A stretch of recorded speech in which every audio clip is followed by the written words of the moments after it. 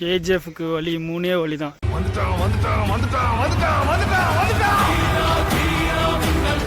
இது பரா கேஜிஎஃபோட தங்கம் எடுக்கிற குண்டா. கேஜிஎஃப் வந்திருக்கோம் பெங்களூரில். இங்கே தான் வந்து கேஜிஎஃப் மூவி எடுத்தாங்க. அந்த இடத்துக்கு தாங்க வந்திருக்கோம். என்னடா எதுவுமே இல்லை. அவ்வளோதான் கேஜிஎஃப் ரியலான கேஜிஎஃபோட இது கட்டுறோம். இப்போதான் யாஷை பார்த்துட்டு வந்தேன்.